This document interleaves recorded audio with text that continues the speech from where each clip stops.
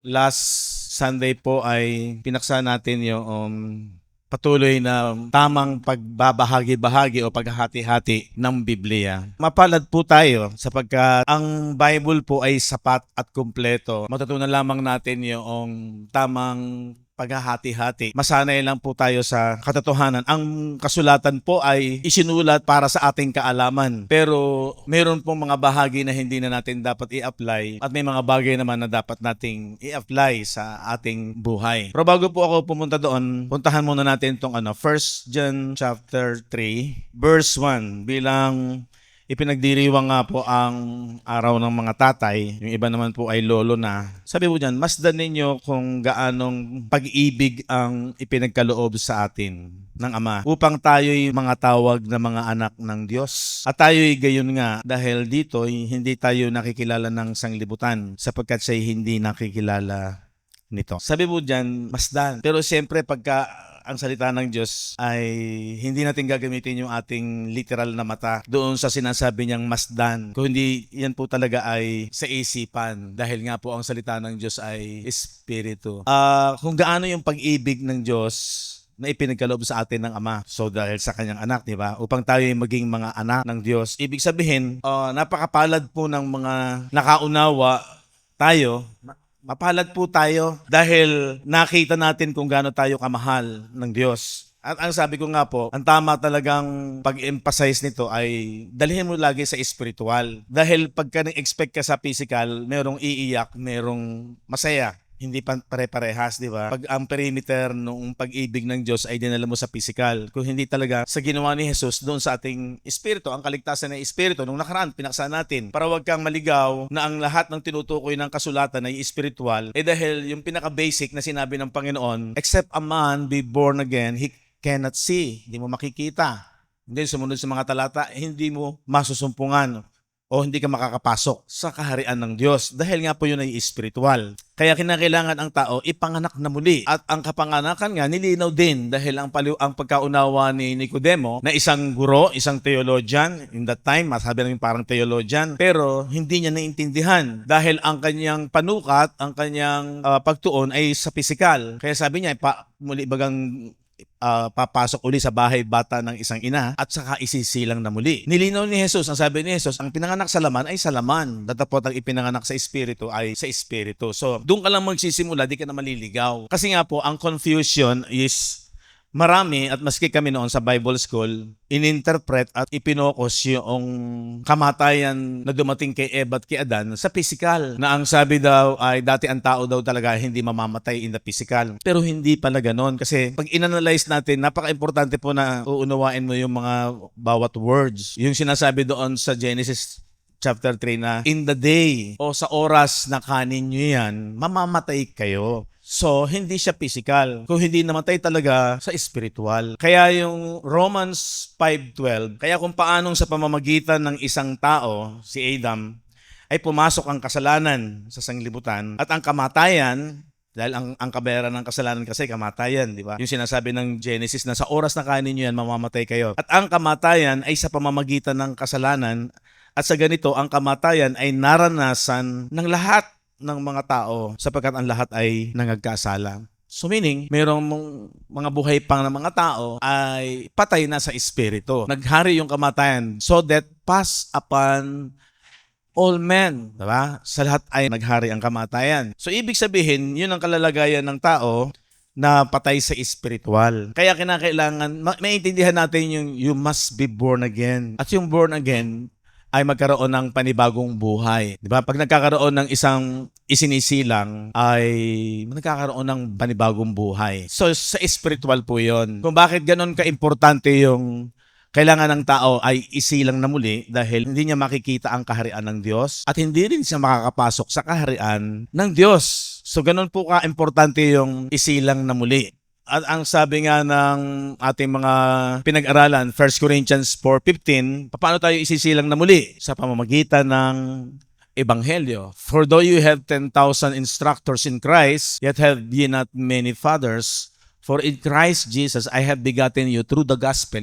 Gusto ko lang pong linawin sa inyo yung sinasabi ng 1 John chapter 3. Masdan ninyo kung gaano kalaki ang pag-ibig ng Ama sa atin na tayo ay tinawag na anak, tayo ay ibinilang na anak. At ang pagiging anak natin ay sa pamamagitan nga ng Ebanghelyo ni Kristo. Diba? Ang mga katibayan, kompleto po yung Bible eh. Kaya tayo, napakagandang matutunan natin yung sinasabi ng 1 Corinthians chapter 2 verse 13. The Bible interprets itself, which things also we speak, not in the words which man's wisdom teacheth. Pansinin niyo po ito. Ang katuruan daw ay hindi ayon sa katuruan ng tao. So iba po yung knowledge of man. Ito yung physical o carnal knowledge.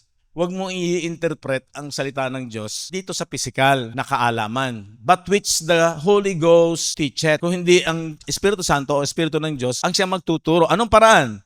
Comparing spiritual things with spiritual. Sa paghahambing ng mga bagay ng spiritual. Ano yung spiritual things? Yun po yung salita ng Diyos. Saan natin naman kinuha yung salita ng Diyos, yung comparing spiritual things with spiritual? Yun sinasabi sa John 6:63. It is the Spirit that quickeneth. Ang Espiritu raw ang nagbibigay ng buhay.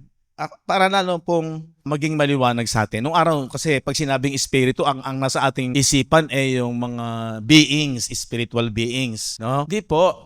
Ang tinutukoy na spirit, salita ng Diyos, tandaan ninyo yung spirit, diwa, spirit of Christmas, spirit of peace, kaisipan ng Kapaskuhan, diwa ng kapayapaan. Bakit po ang salita ng Diyos ay spirit? Kasi yung salita ng Diyos galing sa kanyang pag-iisip, galing sa Holy Spirit. Kaya dito ka lang po focus sa salita ng Diyos para wag tayong pumunta sa man's wisdom o man's teaching, no? Ang Espiritu raw ang nagbibigay ng buhay. Kasi bakit? Galing sa Diyos yan, yung salita.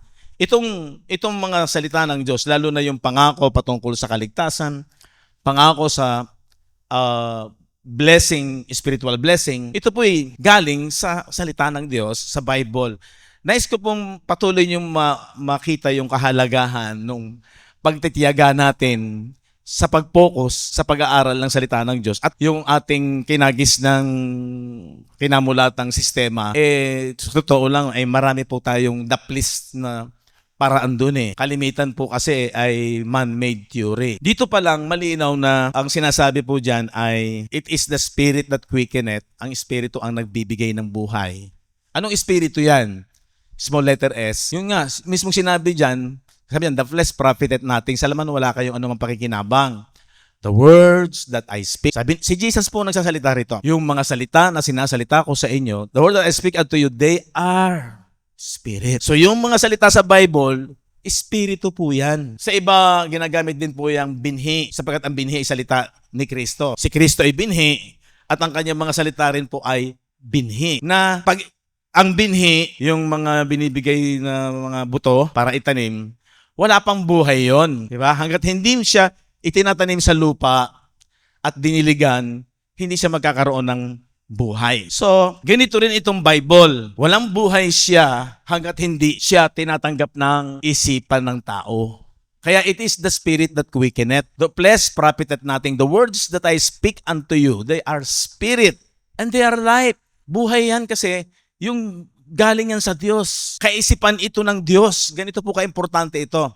Ang salita ng Diyos ay galing sa isip ng Diyos. Sa Holy Spirit, capital S, kaya yung kanyang salita, small letter S, yun yung magkakombinasyon yan. Hindi pwedeng wala. Kaya yung nakagis na natin na basta sumisimba ka lang, naniniwala ka sa Diyos, magpapakabait ka, galing yun sa religious system. Pero dapat tayong magising. Sabi ko nga, ito na yung oras ng revolusyon. Pag sinabing revolution, dapat merong transformation. Magbago tayo ng sistema. At iwanan natin yung maling sistema. Ano yung maling sistema? Nasanay tayo na sumisimba ka, kahit ang dami mo pa, pero hindi talaga lubusang masyadong pinahahalagahan ang kaisipan o salita ng Diyos. Tandaan niyo, itong salita ng Diyos, kaisipan niya. Parang binhi. Walang buhay, pero nagkakaroon to ng buhay. Kung tawagin po ng marami yung magrema sana ang salita ng Diyos sa iyo. Ano yung magrema? Magkaroon sana ng buhay. Paano magkakaroon ng buhay ang salita ng Diyos sa isang tao? Individual, kapag ito'y kanyang pinanampalatayanan, kapag ito'y kanyang pinakinggan. Kaya sabi ng Bible, Romans 10:17, faith cometh by hearing, and hearing by the word of God or Christ. Ang pananampalataya, hindi yung naniniwala naman ako may Diyos eh. Ako na may nananalangin eh. Kaya nga ako sumisimba eh. Naniniwala ako mayroong Diyos. Tandaan niyo ba yung ating pinag-aralan last time na meron silang pagmamalasakit, sabi ni Paul sa Romans chapter 10 verse 1. Mga kapatid, ang nais ng aking puso at ang aking panalangin sa Diyos ay patungkol sa kanila upang sila'y mangaligtas. Sino yung tinutukoy ni Paul dito? Yung na mga kapatid niya, yung kanyang kapwa Hudyo, kapamilya niya, kababayan niya. Bakit? Sapagkat, sabi ng verse 2, sila'y pinatotohanan ko na may mga pagmamalasakit sa Diyos, datapwat hindi ayon sa pagkakilala. So may problema ba na ang isang tao hindi sapat na mayroon siyang malasakit? Akala natin ang isang tao na may pagkilala sa Diyos ay yung naniniwala sa Diyos, na mayroong Diyos, kaya nga sumisimba, kaya nga nananalangin. Hindi. Ang sabi dito, hindi sapat yung siya may malasakit. Bakit?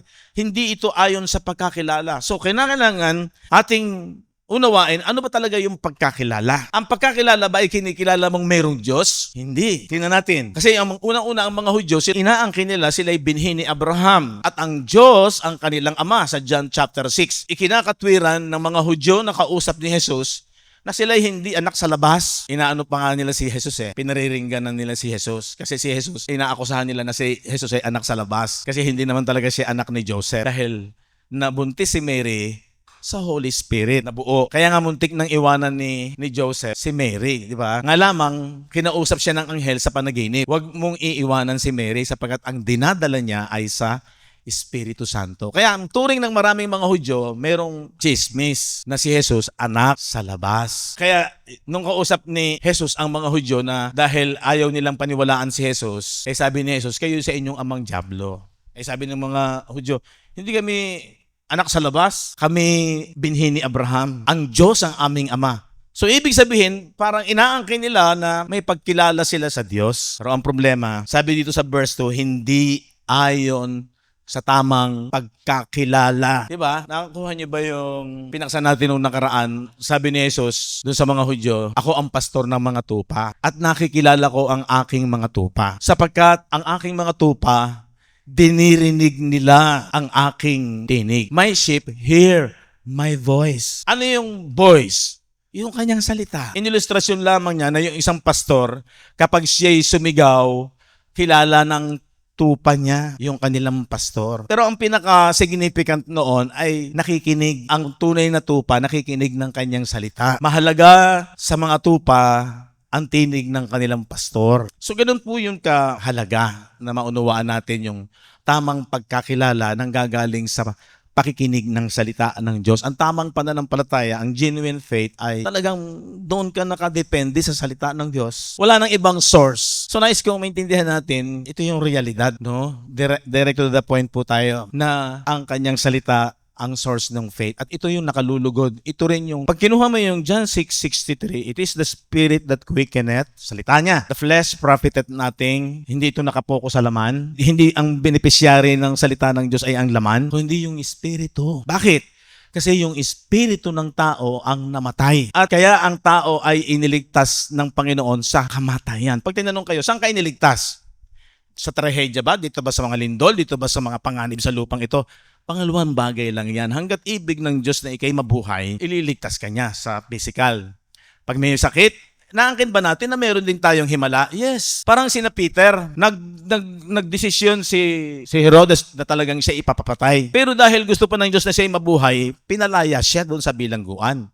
So hanggat ibig ng Diyos na siya'y mabuhay, walang makakapatay sa Kanya. So dapat tayo mga mananampalataya, pag inangkin natin na tayo ay pag-aari ng Diyos, ibig yung ating physical, hanggat ibig niya na tayo mabuhay, may himala. Lalo nga natin mararanasan yung maging sa physical, iingatan ka niya. Dumating man ang sakit, meron bang kagalingan? Yes. Pero hindi na tayo nagbe-base na ang kasama lang ang Diyos dahil do sa physical miracle. Hindi. Maraming himala ngayon. Even yung mga sa online, makikita nyo yung nagpapagaling sa mga napipilayan, may mga sakit, nakahiga na, nakakatayo pa. Diba? Modelo na nga ang mga ngayon, mga arbularyo. Makita mo, humihihip na ganyan. Gumagaling. So, hindi na tayo nakadepende sa signs and wonders. Pinag-aralan nga natin yan eh. Kasi ang purpose ng signs and wonders sa mga Hudyo, 1 Corinthians 1:22, for the Jews seek signs. Buhay nila yon na pag nagsasalita ang Diyos sa kanila, dahil wala pang kasulatan, gagamitin ng mga propeta. Pero ang isang propeta, bago nila tanggapin, pagpakita ka muna ng signs and wonders para mapatunayan namin ang sasabihin mo galing sa Diyos. Diba? Pero sa ating panahon ngayon, kumpleto na ang Bible, yung Revelation, kapahayagan ng salita ng Diyos, tapos na prophecy. Ito ay propesiya. Itong kasulatan ay propesiya. Pero ibig sabihin, wala na tayong dapat na mag-aantay pa ng panibagong mga kapahayagan. May mga karagdagan pa ba ang Bible about sa kapahayagan? Ay ang pinaka-ultimatum na kapahayagan ng Bible, si Jesus. Kaya nga kung babasahin mo ang Old Testament in the lens of Jesus Christ, nakapokus to kay Kristo. At nung dumating na si Kristo, siya yung kaganapan ng hula 5:17 ng mga propeta. Di ba? Ito yung kagandahan nung nauunawaan natin ang katotohanan ng sinasabi ng Biblia. Okay. So focus lang tayo doon sa, hindi doon sa malasakit lang. Meron kang pagmamahal sa Diyos with feelings, emotion, di ba? Pero kung wala kang knowledge, wala kang kaalaman sa tamang pagkakilala, yun po yung sinasabi natin na mayroong panganib, may danger. So faith cometh by hearing and hearing by the word of Christ. Wala nang iba. Ang source ng ating pananampalataya, kaya pag hindi mo mamahalin ang salita ng Diyos, baka yung faith natin ay maging kagaya ng ordinaryong tao lamang. Kagaya ng mayroong pagmamalasakit. Sumisimba, naniniwala sa Diyos, pero hindi sa ayong tamang pagkakilala. Sapagkat sila'y pinatutuhanan ko, yun daw mga Hudyo, na may mga pagmamalasakit sa Diyos na dapat hindi ayon sa pagkakilala. Verse 3, sapagkat sa hindi nila pagkaalam ng katwiran ng Diyos, for they being ignorant of God's righteousness. Pag sinabi pong God's righteousness, mahalaga po ito. Saan talaga makikita yung God's righteousness? Kasi nireject nila si Kristo. Si Kristo ang nagbigay ng totoong righteousness. Saan ang galing? Doon sa ginawa ni Jesus sa krus. Ito yung gospel. Kaya napaka-importante yung liwanag nito. Yung sinasabi sa 1 Corinthians 4:3-4. But if our gospel be hid, it is hid to them that are lost. So, importante po na yung gospel ay may liwanag. Kanina, meron tayong kinanta na magliwanag sa kadiliman. Sa totoo lang, ang darkness hindi po yung literal na madilim sa isang lugar pag walang ilaw. Ang darkness, nakapokus po yan sa isipan. Na yung ebanghelyo magliwanag sa isang isipan ng tao. Diba? Ephesians 4:18. Having the understanding darkened. Dahil yung kanila daw pag-iisip ay nagdilim. Nasa kadiliman ng kanilang pag-iisip. So yung darkness, sa isip po yun. Hindi po yun yung literal na liwanag. No? Ito yung kagandahan na comparing spiritual things with spiritual. The Bible interpret itself. Para wag po tayong madaya at makonfuse. Ang Bible mismo ang siyang magpapaliwanag ng mga bagay na sinasabi din sa kanyang salita. No? Having the understanding darkened. Bakit nagdilim ang isipan?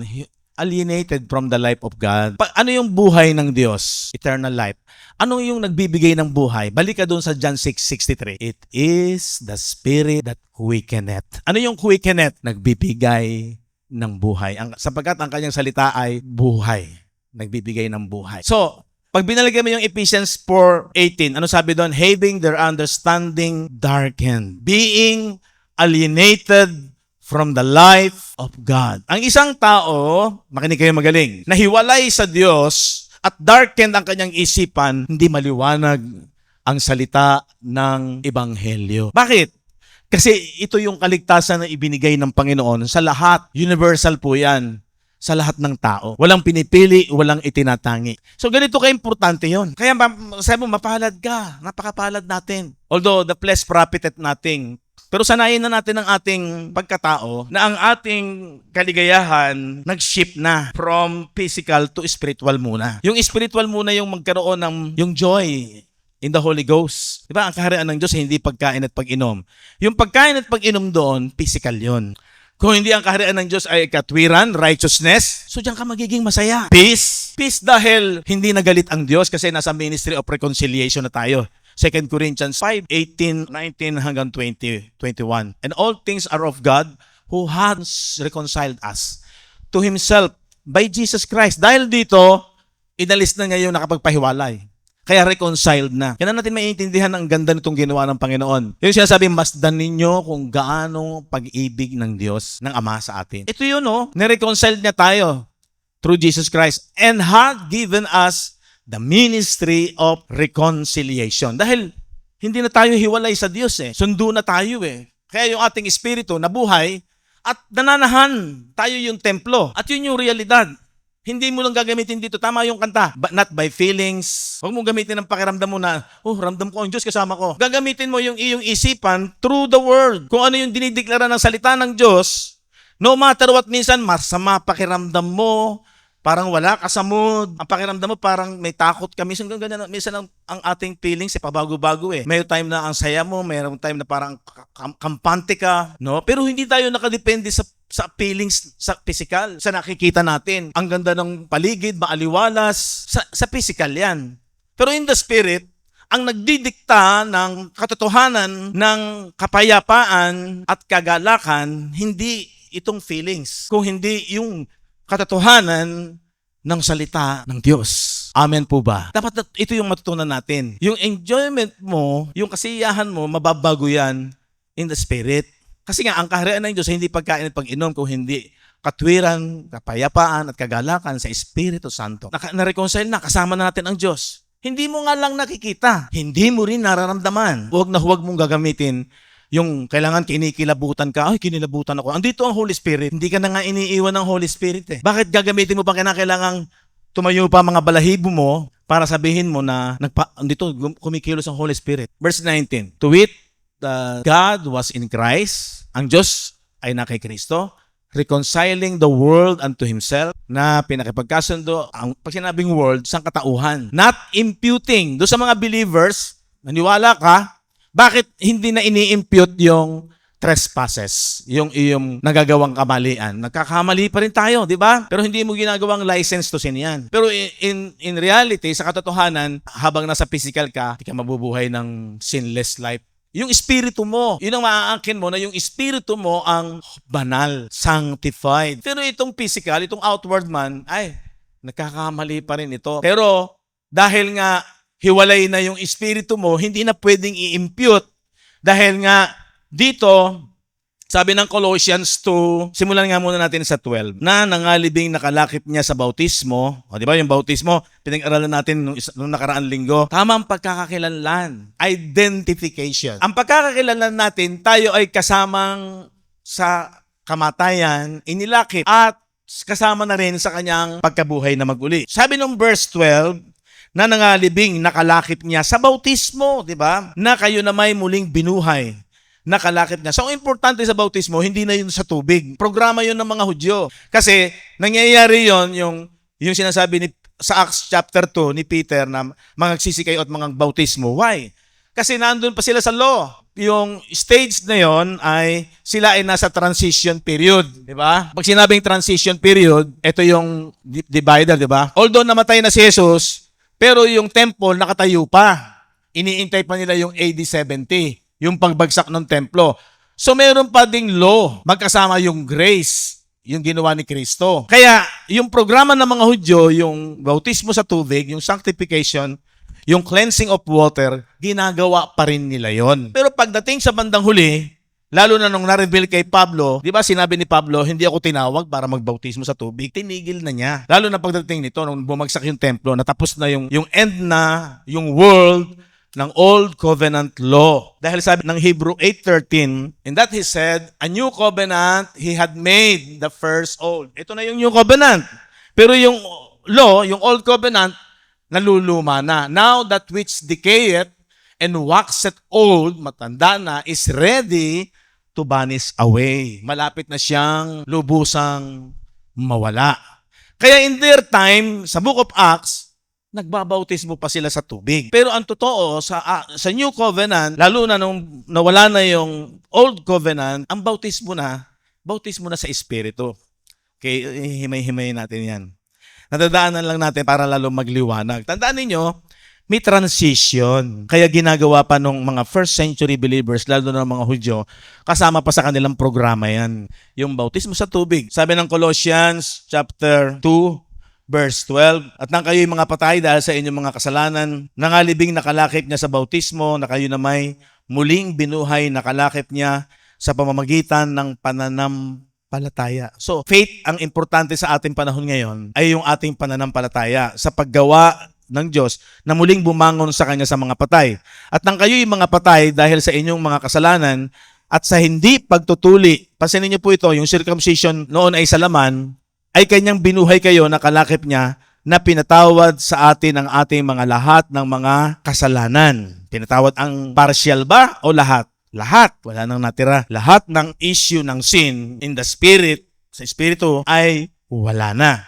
Bakit? 14. Kasi ito yon. Pinawi, una sa mga Hudyo, pinawi ang usapang nasusulat sa mga palatuntunan laban sa atin na hindi naaayon sa atin at ito'y Kanyang inalis na ipinako sa krus. Blotting out the handwriting of ordinances. Kautusan po yan. Yun yung law. Yung mga handwriting ordinances, yung sa lumang tipan, yun po ay dahil sa krus, inalis na po yun. Sabi po sa Tagalog ay pinawi yung mga nasusulat. That was against us. Bakit nagsinabing against us? Kasi condemnation yan eh. Ilalagay ka niyan sa death, ilalagay ka niyan sa kasalanan. Bakit? Habang may law, mayroong transgression. Di ba sabi ng 1 John 3:4, for sin is the transgression of the law, sapagkat ang kasalanan ay ang pagsalangsang sa kautusan. Whosoever committed sin transgressed also the law.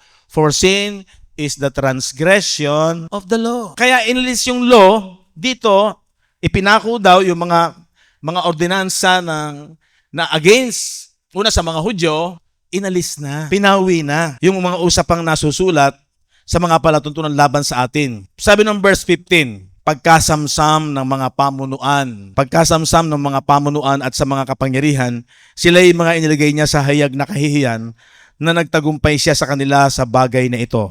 Nagtagumpay saan? Having spoiled principalities. Anong mga pamunuan yan? Yun yung mga religious hierarchy during that time. Yung may mga power. Sino yun? Yung mga high priest, yung mga ruler that time. Lalo na sa Old Covenant system. Sila yung may mga kapangyarihan. Pero ano sabi doon? He made a show of them openly, triumphing over them in it. Tinapos na ni Jesus yung mga kapangyarihan ng mga pamunuan ng mga leader that time, yung merong mga power sa kautusan. Dahil nga inalis ang kautusan, wala na rin sila. Wala na rin yun. Yung mga religious leaders, yung mga Pharisees that time. So anong ibig sabihin? Kaya nagkaroon ng reconciliation. Not imputing. Sabi nung ating binasa kanina sa 2 Corinthians 5:19. To wit that God was in Christ, reconciling the world unto Himself, not imputing their trespasses, hindi na ibinibilang ang kanilang mga kasalanan. Kanino hindi ibinibilang? Sa ating espiritu, sa ating inward man. Kaya yung inward man, yung espiritu ng tao, secured na po yun, ligtas na. Saan? Sa kamatayan. Saan ba nanggagaling ang kamatayan? Sa law. For the wages of sin is death. Sapagkat ang kabayaran ng kasalanan, so yung kasalanan nanggaling sa law, kamatayan. Kaya yung espiritu ng tao, makinig kayo magaling, wala na yun sa kautusan, hindi na yun pwedeng maapektuhan ng kasalanan, not imputing their trespasses. Ibig sabihin, banal na po yun. Kasi ang hirap, banal na raw tayo. Yung mga Kristiyano, ano na yan, banal na yan, sanctified na yan forever. Kaya nga, Holy Spirit nananahana sa ating espiritu. Makinig kayong magaling para maliwanag. Hindi pwedeng manahan ang banal na espiritu sa makasalanan. Kaya the good news is, dahil sa krus, yung ating espiritu ay abolish na sa kautusan. Yung una, yung mga Hudyo. Wala na yung kautusan. Blotted out na dahil sa ginawa ni Jesus sa krus. Kaya wala nang mai-impute na kasalanan. Kaya sabi nung 1:13, who had delivered us from the power of darkness. Alam niyo, ang maganda rito, maliwanag sa isipan mo, sino yung delivered? Ito ba ang physical? Pag sa physical ka, pag may dumating na problema sa'yo, pag may dumating na mga matitinding trahedya sa'yo, sabi mo, kala ko, pinalaya na ako ng Diyos dito, bakit dumarating pa itong mga ganitong bagay? Hindi nga sa physical yan eh. Sa spiritual yan. Who had delivered us from the power of darkness. Hindi na pwedeng magkaroon pa ng kamatayan. Hindi na pwedeng magkaroon pa ng power ang kapangyarihan ng kasalanan sa espiritu natin, sa inward man. Bakit? Born again na yun eh. Hindi na yun mamamatay. And had translated us, translated na yun eh. sa kaharian ng Diyos in the Spirit. Hindi nga lang natin maintindihan ngayon. Pero dapat magliwanag sa isipan natin yung kagandahan ng sinasabi na diyan nang gagaling yung pananampalataya natin. Pananampalatayanan natin yan. Faith cometh by hearing and hearing by the word of God. Nananampalataya po ba kayo? Naligtas na yung inyong espiritu. Hindi na pwedeng mamatay yun. Kaya meron na tayong eternal life. Pag maliwanag yung gospel. Anong liwanag? Hindi nakapokus to sa physical. Ang kaligtasan ay spiritual. Kaya sabi ng Ephesians 1:3, Blessed be the God of the Father of our Lord Jesus Christ, who had blessed us with all, lahat na spiritual blessings. Alam niyo ba kung gaano kahalaga yung spiritual blessings? Daig pa niya ng physical. Ito na naman yon. Dapat tanggapin mo na mas mataas ang glory, much more glorious, much more yung value ng spiritual kaysa sa physical. Dapat makumbinsi tayo dyan. Pag hindi ka nakumbinsi, madadala ka pa rin ng laman. Madadala ka pa rin ng value ng laman. Walang masama na tayo ay mayroong laman. Pero dapat nagliliwanag sa isipan mo yan. Kaya sabi ko nga, ito yung kagandahan na nagliwanag ang gospel. Magiging matatag ka, magiging matibay ka. Yung sinasabi ng Romans 16:25, Now, to Him that is of power to establish you according to my gospel. O diba? Ang talagang magbibigay ng matibay na sandata sa buhay ay pag maliwanag sa iyo yung blessing ng pagmamahal ng Ama sa pamamagitan ni Kristo. At ngayon sa Kanya na makapangyarihan na sa inyo ay makapagpapatibay ayon sa aking ebanghelyo at sa pangangaral ni Hesukristo ayon sa pahayag ng hiwaga, mystery, na natago sa katahimikan ng panahong walang hanggan. Isipin ninyo, yung mga Bible character sa lumang tipan, si Abraham, sina David, si Isaac, si Jacob, sina Daniel, yung mga character sa lumang tipan, nalihim sa kanila yan. Bagaman inihuhula ng mga propeta. Pero yung liwanag, hindi niya naintindihan.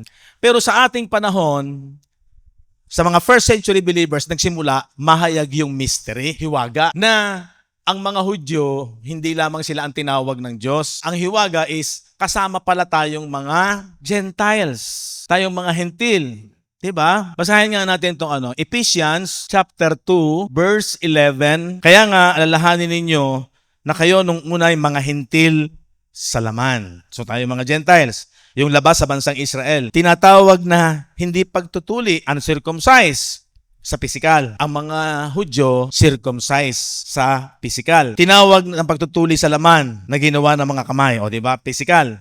12. Na kayo nung panahong yaon ay mga hiwalay kay Kristo. Hindi pa tayo kasali dyan. Ito ay importanteng maintindihan din natin to para maintindihan nyo bakit ba sinasabi yung rightly dividing the word. Hindi lahat ng bahagi ng kasulatan, lalo na sa lumang tipan, kasama na tayo. Kailangan nating basahin para sa ating kaalaman. Lalo ngayon, naintindihan natin na yung mga manifestation ng Diyos na blessing sa Old Testament, hindi tayo kasali doon. No? Para lamang sa mga biological Jews or Hebrews that time. Na kayo nung panahon yun ay mga hiwalay kay Kristo. Na mga di kabilang, ito malinaw, na mga hindi kabilang sa bansa ng Israel at mga taga-ibang lupa. Ito pa mga liwanag. Tungkol sa mga tipan ng pangako na walang pag-asa at walang Diyos sa sanglibutan. Kaya nga ang mga Gentiles noon, mga pagano, maraming Diyos. Hindi talaga yung Diyos ng Israel. Okay? 13. Datapwat ngayon, in their time, sa panahon ng revelation ni Paul, kay Kristo Jesus, kayo na nung panahon ay nalalayo, ay inilapit sa dugo ni Kristo. Doon pa lang yung time ng mga Gentiles. Kaya yung kino-quote doon sa lumang tipan ng mga verses, na maraming mga believer, ay tahimik lang tayo kasi wala naman tayong magagawa eh. Maski naman tayo nung araw, ganun din tayo. No? Inaano natin yung siyang nananahan sa lilim ng malabay na pakpak ng Diyos sa awit. Ay hindi dumaratan ng salot. Sa kanila yun hindi raw darat na ng mga sibat, ng mga pana, mga curses. Hindi naman sa atin yun. Pero mas matindi ang blessing natin ngayon. Kaya dapat magliwanag po itong ebanghelyo ng Panginoon. So saan kayo iniligtas? Spiritual death. Saan nagsimula ang spiritual death? First Adam. Naghari sa lahat ang kamatayan. Anong solusyon? Mabuhay yung espiritong namatay. Kaya diniklara na, you must be born again. Naintindihan niyo na ba yung born again? Okay. Di akala ko ba yung mga born again hindi na namamatay? Akala ko ba yung mga born again hindi nagkakasakit? Akala ko ba yung mga born again mayayaman? Akala ko ba yung mga born again hindi nawawala ng pera? Di ba? Prosperity. Wala namang masama sa prosperity. Maging masipag ka lang sa lupang ito. Uunlad ka eh. Pero hindi consistent. Minsan dumarating ang kalamidad, yung dati mong biglang mawawala. So, ngayon, pasok tayo doon sa 16:25 ng Romans. Paano ka nagiging matibay? Dahil sa Ebanghelyo, titibay ka. Kasi, ano man minsan ang dumating sa ating mga bagyo, unos, pagsubok sa buhay. Minsan ang mahal mo sa buhay, mamamatay, mawawala. Di ba malungkot yun? Iiyak ka. Minsan yung negosyo mo biglang bumagsak, malulungkot ka, iiyak ka. Dahil sa bagyo, dahil sa lindol, dahil sa mga trahedya. Pero bakit ka nagiging matibay? Bakit ka nakaka-move on? Ang hinuhugutan ng mananampalataya is, hanggat ibig ng Diyos, makaka-move on ako. Hawak niya buhay ko. Amen. Diba? Pag-aari ka na ni Kristo, hindi ka na nabubuhay sa sarili mo. Kasama mo na ang Espiritu ng Diyos. Sa iyong Espiritu, binanal ka na, secured na yon. Hindi ka na maiinggit. Kung mamamatay ako ngayon, basta mahalaga, kasama ko ang Diyos, meron na akong buhay na walang hanggan. At ang sabi ko nga, dapat matutunan natin sa ating isipan, much better yung spiritual blessing, no? Hindi natin babaliwalain itong ating physical. Inaalagaan natin ito, pinapakain natin ito, gusto natin minsan mag-enjoy. Sabi nga minsan, maiksi lang ang buhay natin, temporal lang eh. Kaya habang nabubuhay, enjoy. Walang masama doon. Sama mo ako, kasamahan kita. Mag-enjoy tayo. Kaya lang, samantalahin mo rin ang panahon, bawat oras na pinagkaloob ng Diyos, na yung iyong spiritual journey sa buhay, sa lupang ito, na yung gawin mo rin yung nakalulugod sa Diyos. Huwag mo lang gawin yung nakalulugod sa laman mo. Amen! Gawin mo rin yung nakalulugod sa Diyos dahil may relasyon ka. Hindi ka na nabubuhay sa sarili mo. Sabi ng maraming mga tao, dapat ang mananampalataya. Pag nalaman ko lamang ang ganito gusto ng Diyos, ito nakalulugod sa Kanya. Gagawin ko to eh. Ito na nga eh, kumpleto na nga ang salita ng Diyos eh. But without faith, it is impossible to please Him. Kung ang napiplease lang natin, yung sarili natin, yung asawa ko, yung kapatid ko, yung magulang ko, yung kapwa ko, yung kaibigan ko, yung mga barkada ko, walang masama dyan. Dahil part ng ating buhay, habang nabubuhay sa lupa, makisama ka ng maayos. At makisama ka ng masaya. Huwag kang maging toxic. Tama? Pero dalawa ang ating pagkatao. At ang pinakamahalagang bahagi ng ating pagkatao ay ang ating inward man. Tama? So meaning, yung outward man mo, okay lang yan. Part ng pagkatao yan eh. Pero ang pinakamahalaga sa isang mananampalataya ay ang kanyang inward man. Dahil ang relasyon ng Diyos ay doon sa ating inward man. Yan ang connection ng Diyos. Sa Espiritu nga eh. Di ba? Sa 1 Corinthians 2:12-13, now we receive not the spirit of world, but the spirit which is of God, that we might know the things that are freely given to us of God, yung ating espiritu. So, ibig sabihin, huwag mo ring pababayaan, samantalahin mo rin ang panahon at pagkakataon. Kung meron kang time na mag-aral ka. Kung meron kang time na makinig ka ng mga video messages, gawin mo. Sabi ko nga, hindi naman tayo mahigpit eh. Kung meron talagang mga time na hindi makaka-attend, pero huwag ka lamang papaiwan sa journey ng pag-aaral. Parang sa secular. Para huwag kang bumagsak, para huwag kang maiwanan, kailangan updated ka. Ano ba ating assignment? Ano ba yung pinaksakilan? Para makahabol ka. Lalo na sa spiritual journey ng ating pag-aaral dahil ang nakalulugod sa Diyos, yung faith natin. Saan ang gagaling yung faith? Sa kanyang salita. For without faith, it is impossible to please God. Kaya kung meron nga isang tao, attender siya, active siya, gumagawa siya. Nung araw, ganun tayo. Kailangan masipag kang humayo. Wala masama. Minsan nga, sa mga bawat schedule ng mga activities, midweek, prayer meeting, attend ka kahit na may offering. Palagi may offering yon. Pero dito sa atin, wala eh. Wala na tayong mga offering na ganyan. Basta siguro Sunday lang. Pero makikita mo, ang bigat nila man para bigyan ng oportunidad yung mga bagay ng kailangan ng ating espiritu. Alam niyo yung isang balakid na nakikita natin, nakasanayan kasi nating matagal na panahon, ito yung sistema ng ating pananampalataya. Basta umaattend, nakikinig ng salita ng Diyos, pero yung talagang saliksikin, pahalagahan, i-focus, yun ang ating hindi masyado natutunan. Pero nagpapasalamat tayo sa Diyos. Ito yung nangyayari sa ating panahon ngayon. Pero humanda ka nga lang, may risk. Sabi ko nga, last Sunday, ang risk, kasi yung mga dati mong ginagawa ng marami, dati, may communion tayo. Sasabihin, ayoko dito, walang communion. Pero sa totoo lang, ikaw yung talagang nagko-communion. Bakit? ikaw talaga yung kumakain ng laman at dugo ni Jesus. How? Paano? Sa isip mo araw-araw, yung halaga ng ginawa ni Jesus, hindi na mawawala, lalo pang nagliliwanag.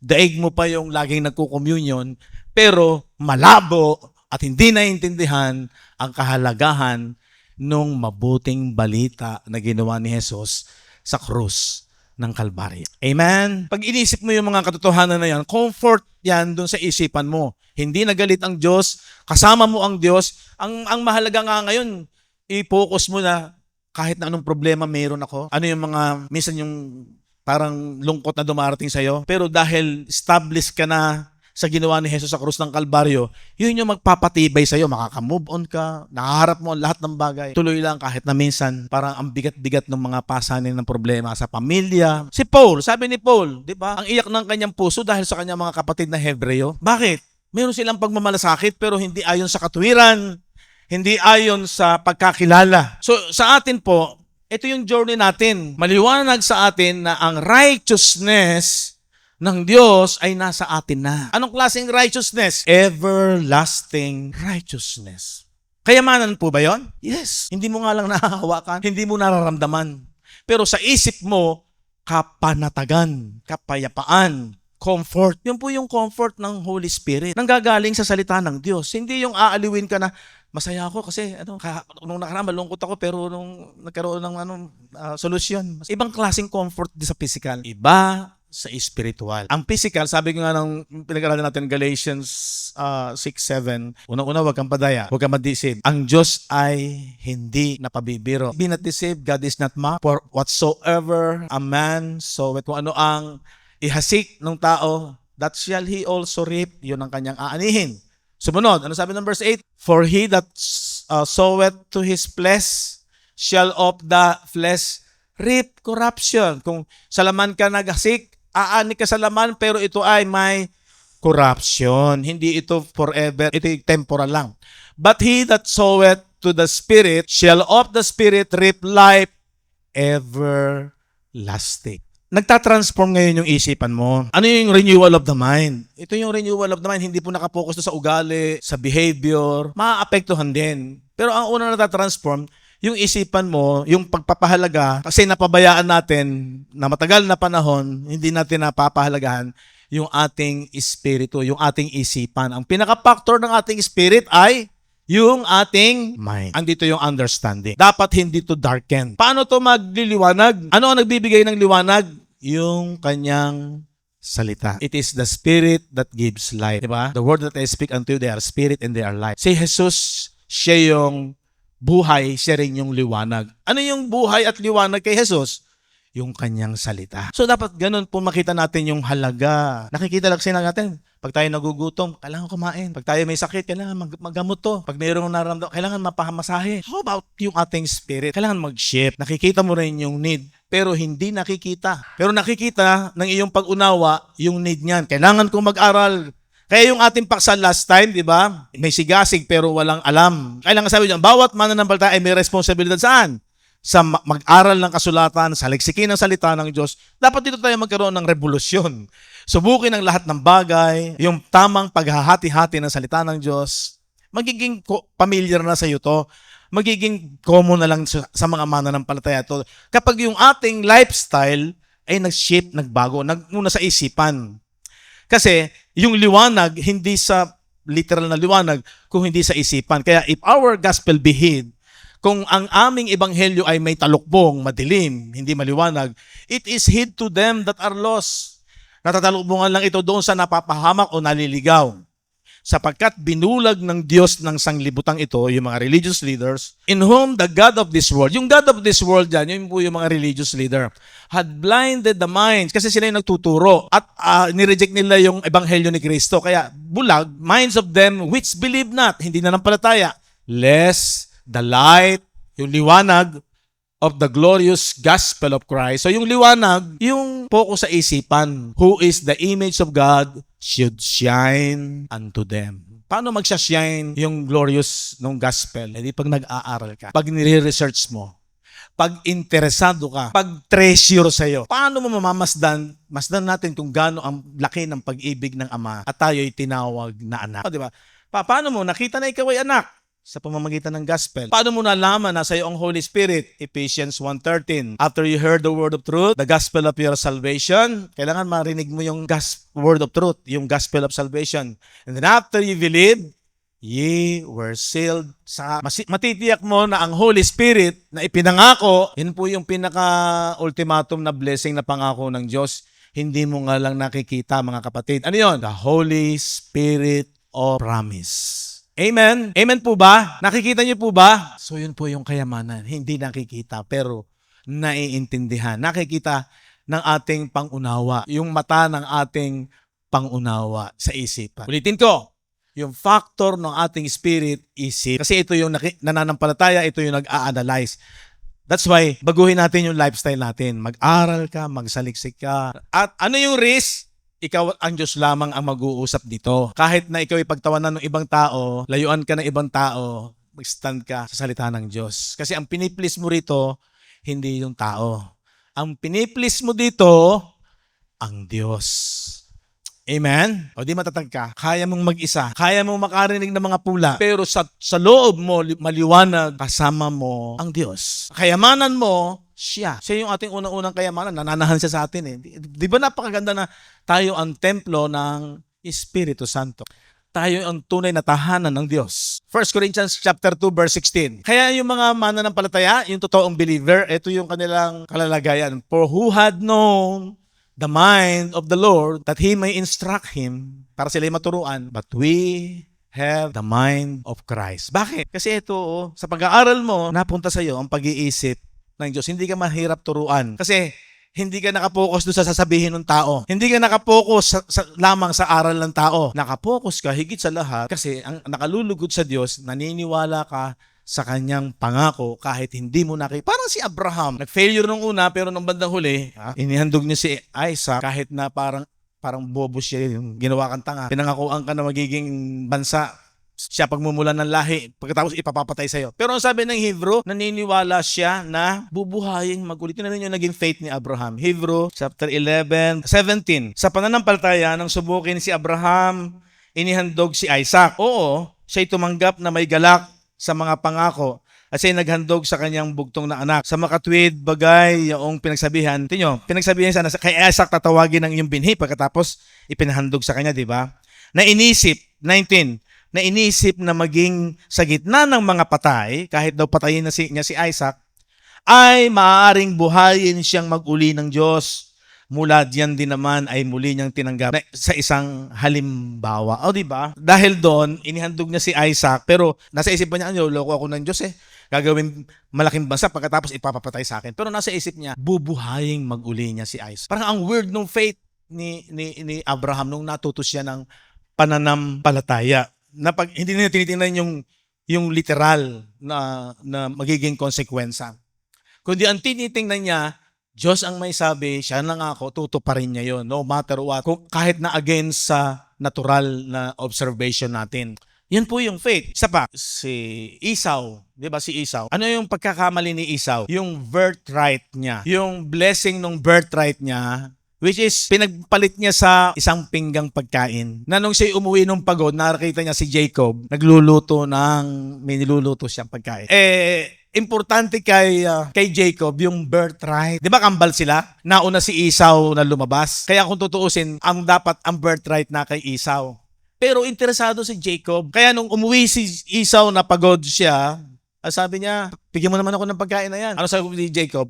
Pagkakataon na to. Sabi ni Jacob, sige, ibibigay ko sa'yo, pero akin yung birthright mo, yung basbas. Anuhin ko ba naman yun? Makinig kayo magaling. Ang sabi ni Esau, anuhin ko ba naman yun? Mamatay din lang naman. Mahalaga sa akin yung mapawi yung aking gutom. Nagre-represent po yon physical blessing lamang ang pinahalagahan o binalyo ni Esau. At yung birthright, nagre-represent po yon sa spiritual blessing. Binaliwala niya, anuhin ko ba yan? Mas mahalaga ito, mapawi ang gutom ko. Kaya, nung bandang huli, anong nangyari? Iyak si Esau. nakuha ni Jacob yung blessing ng panganay. Sa ating mga mananampalataya, hindi na madaling maunawaan ang kahulugan at inire-reveal sa atin ng Diyos. Lalo na, naging maliwanag na sa atin yung journey ng ating pag-aaral, namatay yung lahat ng espiritu ng tao. Napakapalad natin, gano'ng kadami ang tao sa mundo. Isa tayo sa nakasumpong ng biyaya ng Diyos. That is, napakatinding blessing po niya. Huwag natin itong babaliwalain. Okay, sige, maikli lang ang buhay sa lupa, dapat mag-enjoy na mag-enjoy, pero samantalahin mo din yung opportunity, yung panahon, yung oras. Sabi ko nga, lahat ng panahon at oras, hindi mo na mababalikan yan. Pag lumampas yan, hindi mo na mababalikan yan. Yan yung mga pagkakataong ibinibigay ng Diyos. Maging matalino tayo. Kaya sabi ng, be not deceived. Ang Diyos daw ay hindi napabibiro. Pag sinabi niya, ginawa niya, kaya iniwan ni Jesus ang langit para sa ating spiritual blessing. Amen po ba? Bless po ba kayo?